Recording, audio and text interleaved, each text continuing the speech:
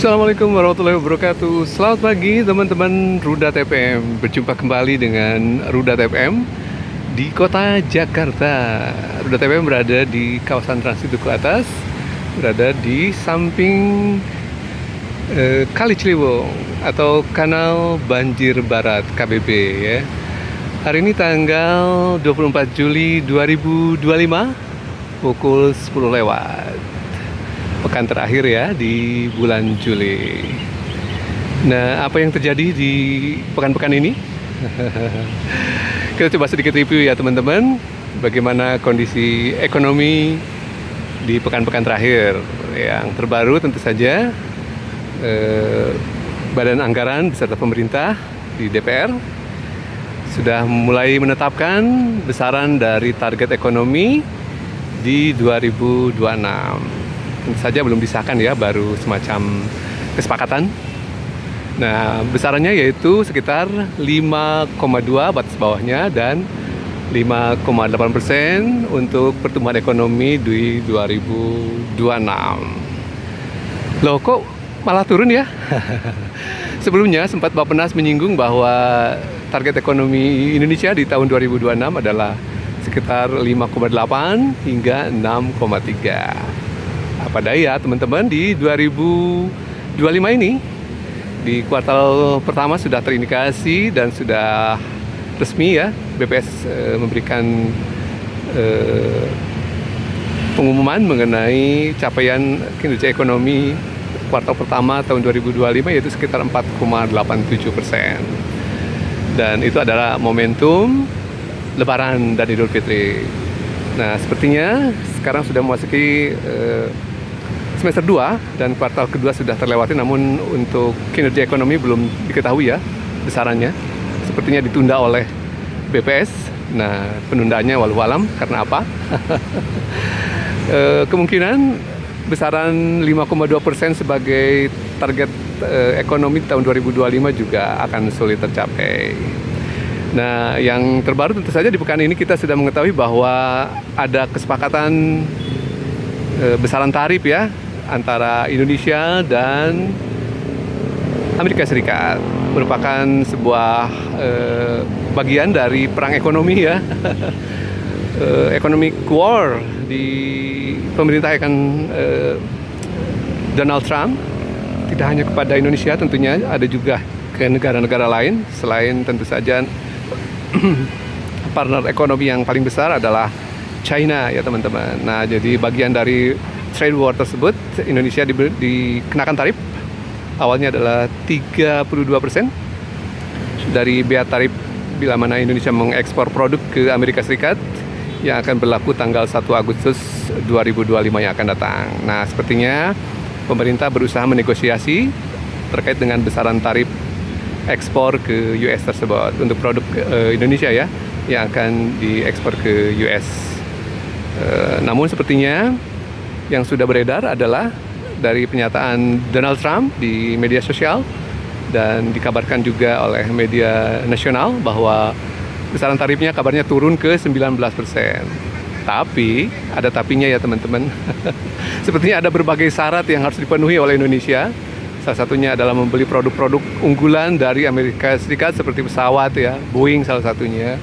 Kemudian juga barangkali yang terdengar adalah akses sumber daya alam di Indonesia. Barangkali di situ ada tembaga, ada nikel, jadi bahan-bahan tambang yang menjadi produk unggulan Indonesia. Dan juga yang menyedihkan tentu saja adalah besaran tarif ekspor US ke Indonesia atau impor ya bagi Indonesia yang kabarnya diminta untuk diberlakukan 0% untuk produk-produk US yang diimpor ke Indonesia.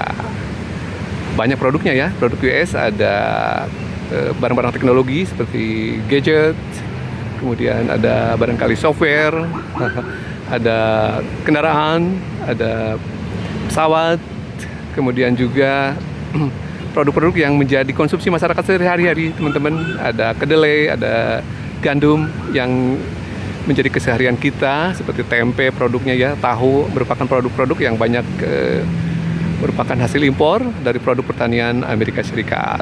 Bila mana 0%, lalu tiba-tiba harganya jadi murah? Kabarnya tidak serta-merta seperti itu ya teman-teman. Jadi sepertinya posisi Indonesia dalam posisi yang lemah secara posisi tawar ya teman-teman. Pertama, tarifnya juga malah untuk PNBP atau penyumbang dari penerimaan negara bukan pajak, PNBP, yang merupakan bagian dari bea ya, bea tarif masuk. Kalau nol tentu saja tidak ada kontribusi kepada negara ya, bila mana impor jor-joran dari Amerika yang dipersyaratkan oleh US. Nah, bila mana nol, loh kok jadi tidak ada pendapatan kepada negara ya? Justru malah sejauh ini porsi pajak terhadap penerimaan negara sangat besar ya, sangat dominan. Ada pajak pertambahan nilai PPN, kemudian ada PPH, pajak penghasilan badan, berikut pajak penghasilan dari personal. Nah, ini merupakan dominan dari penerimaan negara sejauh ini.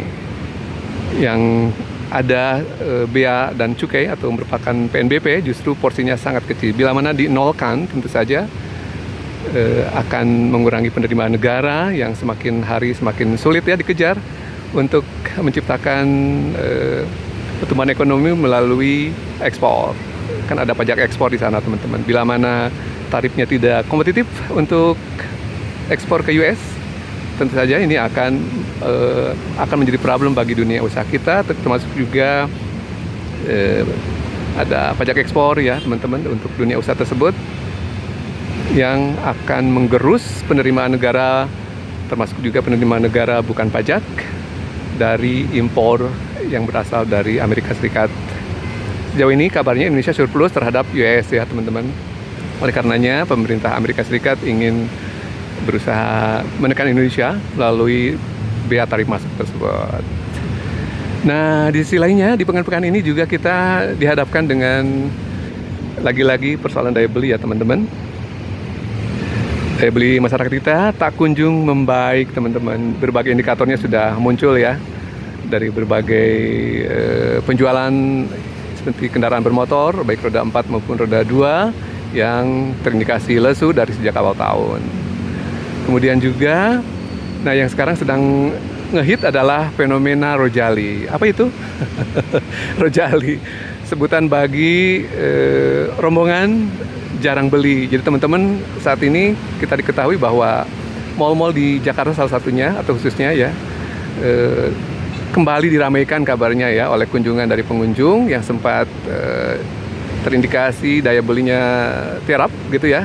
Namun rombongan tersebut yang main-main ke mall, memenuhi mall mungkin di kala Sabtu atau akhir pekan, tidak mengindikasikan transaksi atau jual beli di sana. Jadi boleh main ke mall tapi tidak melakukan pembelian apa-apa, terutama mungkin untuk pembelian durable goods atau barang-barang yang tahan lama seperti kendaraan, kemudian pakaian gitu ya, elektronik, barang-barang yang tahan lama ya selain makanan dan minuman tentunya. Kabarnya hanya dilihat-lihat atau window shopping saja ya teman-teman. Ini jadi problem bagi Indonesia teman-teman. Ya sulit sekali ya Indonesia rebound atau kembali ke on the track untuk pertumbuhan ekonomi karena salah satu andalannya adalah memang konsumsi masyarakat yang diandalkan dari kalangan menengah ke atas. Jadi konsumsi masyarakat dikabarkan di-drive atau didorong oleh konsumsi masyarakat menengah ke atas yang saat ini menahan diri untuk berbelanja. Sementara kalangan menengah ke bawahnya sudah cukup lama tentu saja tiarap ya, mengandalkan bansos dan hal lain. Sementara di sisi lain juga fenomena dari PHK dikabarkan masih berlanjut dan penciptaan lapangan kerja juga yang dijanjikan oleh pemerintah belum banyak terlihat ya. Sektor apa sebenarnya yang menjadi andalan ya untuk menciptakan lapangan kerja belum terlihat sejauh ini.